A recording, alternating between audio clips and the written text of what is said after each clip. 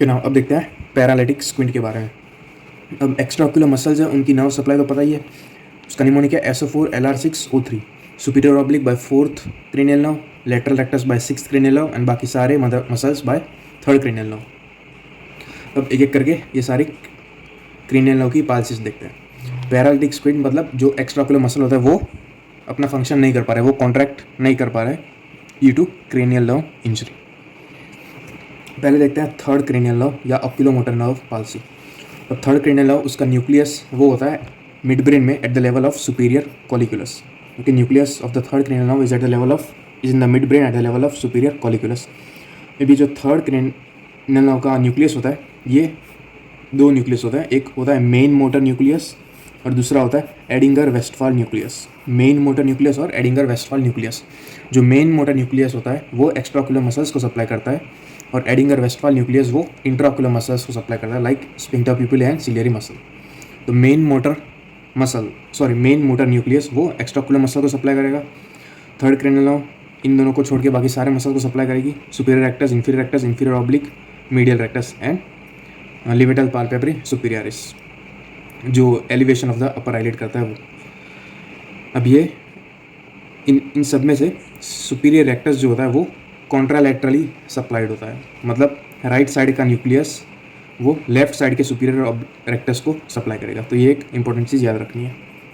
बाकी इतना समझ आ गया, मेन मोटर न्यूक्लियस ये सारे मसल को सप्लाई करता है। और दूसरी बात, जो लिवेटल पाल्पेब्री सुपीरियरिस LPS है, it is supply by unpaired nucleus, मतलब it is supplied by single sub nuclei. जैसे ये सारे मसल्स में राइट और लेफ्ट न्यूक्लियाई होता है, इसमें कुछ भी ऐसा राइट और लेफ्ट न्यूक्लियाई नहीं होता, ये अनपेड सिंगल सब न्यूक्लियाई होता है। मतलब अगर ये न्यूक्लियाई में अगर लीजन हुआ तो फिर वो दोनों आईलिड को सप्लाई करना बंद कर देगा। दोनों LPS मसल जो होता है राइट और लेफ्ट दोनों को सप्लाई नहीं हो पाएगा। होपफुली क्लियर हो गया होगा मेन मोटर न्यूक्लियस का ये। फिर दूसरा एडिंगर वेस्टफाल न्यूक्लियस, ये स्फिंक्टर प्यूपिलाई और सिलियरी मसल को सप्लाई करता है। स्फिंक्टर प्यूपिलाई ये क्या करवाती है, कॉन्ट्रैक्शन ऑफ द प्यूपिल, मियोसिस करवाती है। और दूसरा सिलियरी मसल वो क्या करवाती है, एकोमोडेशन या फिर नियर रिफ्लेक्स करवाती है। अब उसके बाद आगे बढ़ता है, न्यूक्लियस से निकल के 3rd नर्व फिर कहाँ जाती है, it enters into the lateral wall of cavernous sinus, और उसके बाद it passes through the superior orbital Fisher within the annulus of Zinn. Annulus of Zinn, it is the common origin of the extraocular muscles. तो ये within the annulus of Zinn enter करती है into the eyeball और फिर ये supply करती है। तो होपफुली ये कोर्स समझ आ गया होगा। मेन याद रखना है, न्यूक्लियस दो न्यूक्लियस है, मेन मोटर और एडिंगर वेस्टफाल न्यूक्लियस, और ये सुपीरियर रेक्टस वाला और ये LPS वाला याद रखना है। अब 3rd क्रेनियल नर्व उसकी पाल्सी हो गई, ऑक्यूलोमोटर नर्व की पाल्सी हो गई। तो ये जितने भी मसल्स है उनके फंक्शंस लॉस्ट हो जाएंगे। तो एक एक करके सारे क्लिनिकल फीचर्स देखते हैं। दूसरी एक चीज़ याद रखनी है, फैक्ट वाली बात, कि जो इनकॉमिटेंट स्क्विंट होता है या फिर जो पैरालिटिक स्क्विंट होता है उनमें ऑलवेज डिप्लोपिया इज सीन। तो पैरालिटिक स्क्विंट में हमें डिप्लोपिया हमेशा देखने को मिलेगा, सिर्फ ये इतना याद रखना। अब एक एक करके क्लिनिकल फीचर्स देखते हैं। तो पैरालिटिक स्क्विंट के क्लिनिकल फीचर्स याद रखने के लिए याद रखना, clinical features are opposite to the action of the muscle paralyzed. The clinical features are opposite to the action of the muscle paralyzed. पहला मसल देखते हैं हम, LPS, लिवेटल पाल्पेब्री सुपीरियरिस। ये क्या कर रहा था, elevation of the upper eyelid, तो वो नहीं हो पाएगा। तो उसके जैसे क्या होगा, drooping of the upper eyelid, जिसे कहते हैं हम टोसिस। तो ये पहला हो गया। दूसरा, superior rectus and inferior oblique, इनका फंक्शन क्या था, एलिवेशन ऑफ द आईबॉल।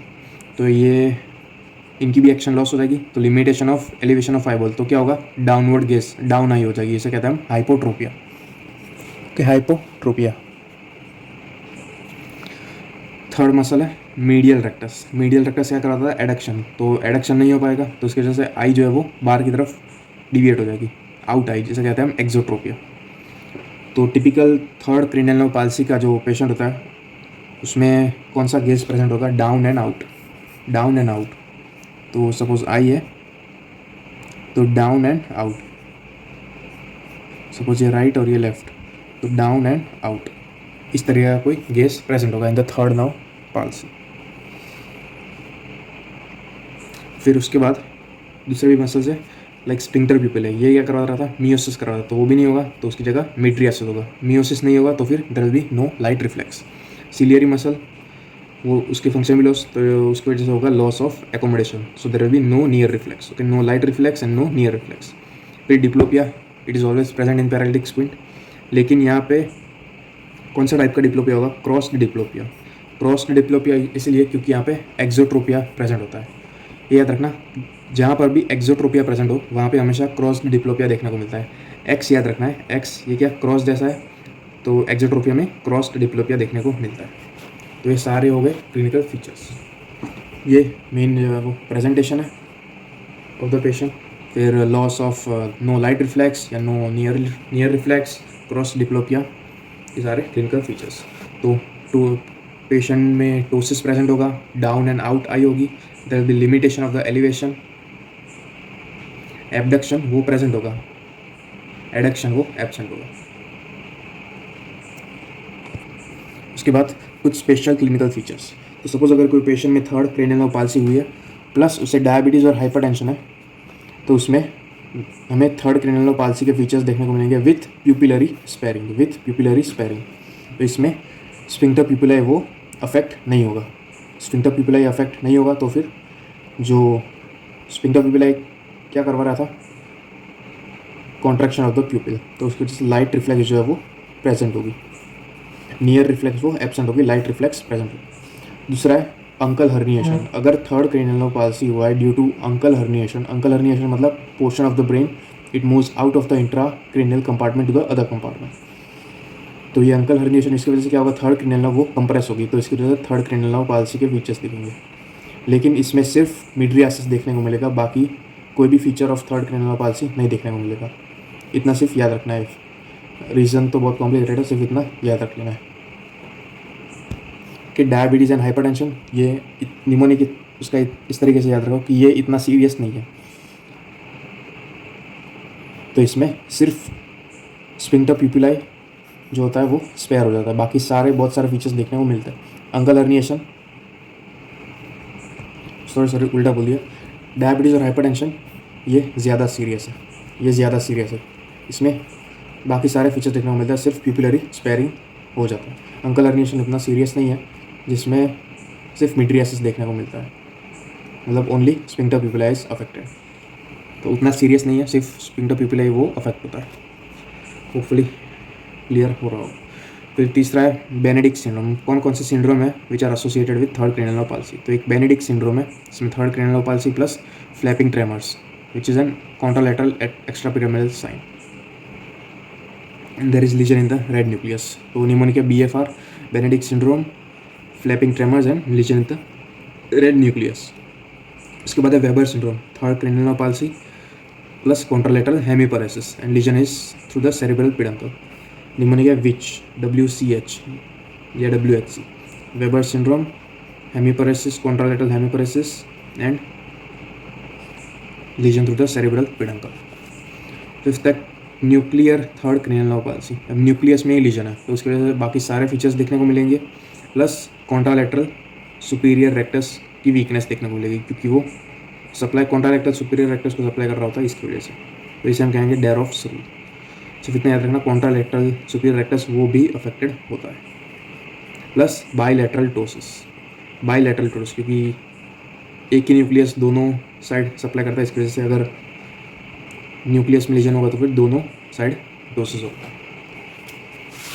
अब देखते हैं ट्रीटमेंट इसकी मेन ट्रीटमेंट हुआ simple observation for at least 6 month, जहाँ पे थर्ड क्रेनियल वो रीजनरेट होती है। क्यों? क्योंकि इसमें न्यूरिलेमा प्रेजेंट होता है।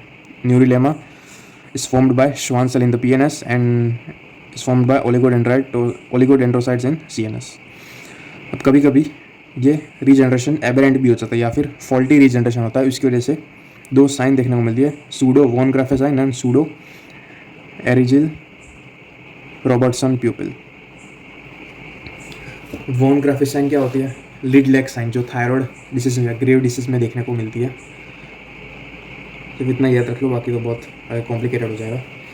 सिर्फ इतना याद रखो, एबरेंट रीजनरेशन भी होता है कभी कभी, उसमें pseudo von Graefe sign and pseudo Argyll Robertson pupil वो देखने को मिलती है in the third cranial palsy. अगर ये ऑब्जर्वेशन करने के बाद भी ठीक नहीं हुआ then surgical option is the last resort. यही थर्ड क्रेनियल नर्व पाल्सी।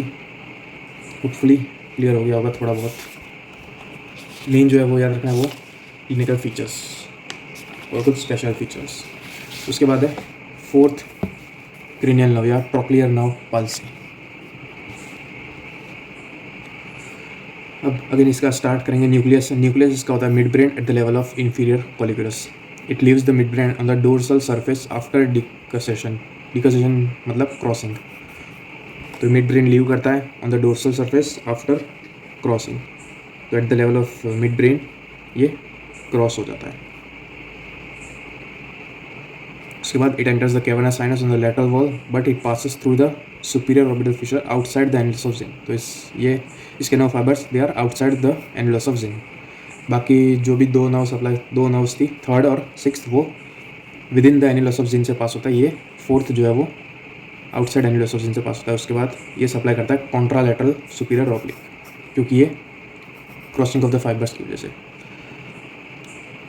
तो क्लिनिकल फीचर डिपेंड करेंगे on the site of the lesion. अगर लीजन क्रॉसिंग से पहले है तो फिर कॉन्ट्रालैटरल सुपीरियर ऑब्लिक अफेक्ट होगा, लेकिन अगर क्रॉसिंग के बाद अगर लीजन है then ipsilateral superior oblique affect होगा।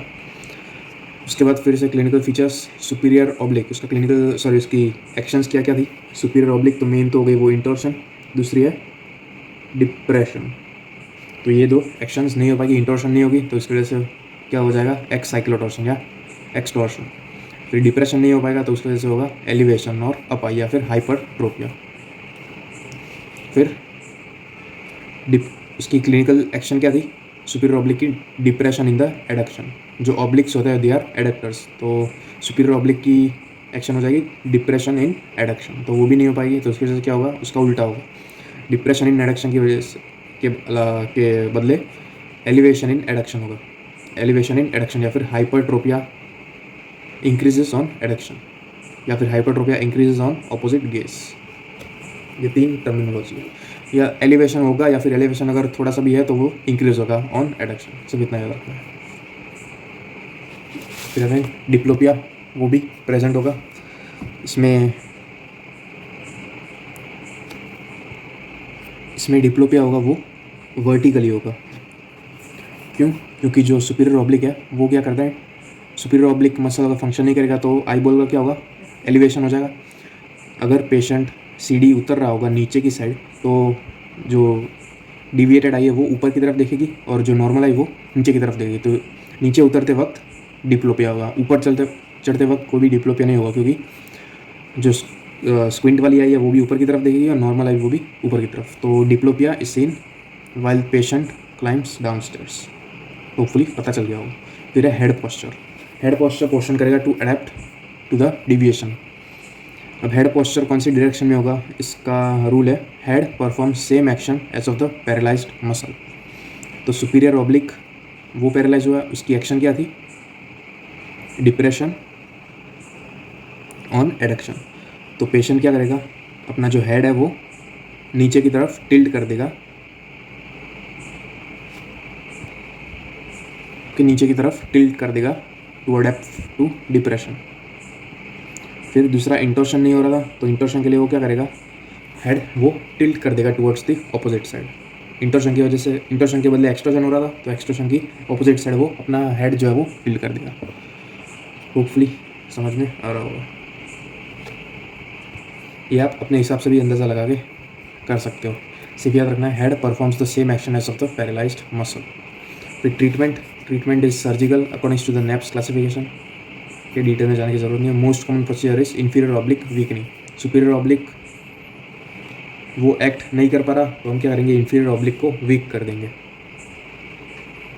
फिर इसका डायग्नोसिस है एक स्पेसिफिक टेस्ट हुआ पार्क्स 3 स्टेप टेस्ट, जो कि बहुत कॉम्प्लिकेटेड है, आप बुक से पढ़ सकते हो। तो यही था फोर्थ नर्व पाल्सी। अब देखते हैं six nerve palsy, abducens nerve palsy. LR6 lateral rectus को सप्लाई करती है। इसका न्यूक्लियस होता है इन द पॉन्स। न्यूक्लियस याद रखने के लिए कहाँ पे होता है, थर्ड और फोर्थ क्रेनियल नर्व के न्यूक्लियस होता है मिड ब्रेन में, थर्ड फोर्थ के मिड ब्रेन में। फिर 5, 6 7, 8 उनके होता है पॉन्स में, 9, 10, 11, 12 उनके होता है मेडुला में। तो 4, 8 और 12 ये इतना याद रखना है। 3, 4 के मिड ब्रेन में, 5, 6, 7, 8 के पॉन्स में और 9, 10, 11, 12 उनके मेडुला में। तो 6 के कहाँ होगा पॉन्स में। उसका न्यूक्लियस होता है पॉन्स में। It passes through the Dorello canal, enters the cavernous sinus and runs in the lateral wall. And then it passes within the superior orbital fissure inside the annulus of Zinn and supplies ipsilateral lateral tractus. तो contralateral सिर्फ superior oblique की innovation थी, बाकी सब ipsilateral. Clinical features, lateral rectus की action क्या थी, abduction. तो एबडक्शन नहीं हो पाएगा तो जो डिवीजन होगा वो अंदर की तरफ होगा, ईजोट्रोपिया। ईजोट्रोपिया है तो फिर जो डिप्लोपिया होगा वो इस टाइप का होगा, uncrossed diplopia. Head posture, face will turn towards the same side, ये अपने हिसाब से अंदाजा कर लें।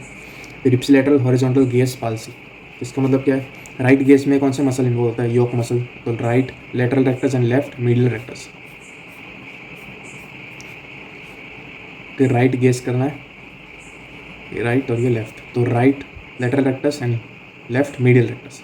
राइट लेटरल रेक्टस वो पालसी हो गई है उसकी, तो ये नहीं हो पाएगा, तो उसकी वजह से पूरा राइट गेज पालसी हो जाएगी, इप्सिलेटरल। सो राइट साइड अफेक्ट हुआ, देन राइट गेज वो अफेक्ट हो जाएगा, लेफ्ट गेज वो नॉर्मल रहेगा। होपफुली क्लियर हो गया होगा। अब इसके कॉजेस, कौन कौन से सिंड्रोम में 6th क्रेनियल नर्व पाल्सी होती है। तो पहला है Foville syndrome, ipsilateral 5, 6, 7, 8 cranial nerve palsy with central Horner's syndrome, के पॉन्स में ही लीजन होगा, पूरे पॉन्स में। 5, 6, 7, 8 cranial nerve palsy with central Horner's syndrome, Foville syndrome. फिर मिलर्ड गुबलर्स सिंड्रोम, जिसमें ipsilateral 6, 7 cranial nerve plus contralateral hemiplegia. फिर third है Mobius syndrome, bilateral 6, 7 cranial nerve palsy. तो सिंपल याद रखने की। तो यही थे सारे पैरालिटिक स्क्विंट। कौन से 6 cranial nerve palsy, 4th and 3rd cranial nerve palsy. जो मोस्ट इंपॉर्टेंट वो है 3rd क्रेनियल नर्व पाल्सी, उसमें ये मेन मोटर और एडिंगर वेस्टफॉल न्यूक्लियस वो याद रखना है। फिर ये सारे प्रेजेंटेशन क्या क्या होगा वो सब याद रखनी है। फिर 3rd क्रेनियल नर्व पाल्सी वो रीजनरेट करता है, अगर एबरेंट रीजनरेशन हुआ तो फिर pseudo von Graefe sign and pseudo Argyll Robertson pupil. फिर कुछ स्पेशल क्लिनिकल फीचर्स, डायबिटीज़ और हाइपरटेंशन में वो ज़्यादा सीरियस है तो सिर्फ प्यूपिलरी स्पेरिंग होगी, और अंकल हर्निएशन वो कम सीरियस है तो सिर्फ मिड्रियासिस, सिर्फ स्फिंक्टर प्यूपिले अफेक्ट होगा। तो ये सारे सिंड्रोम्स।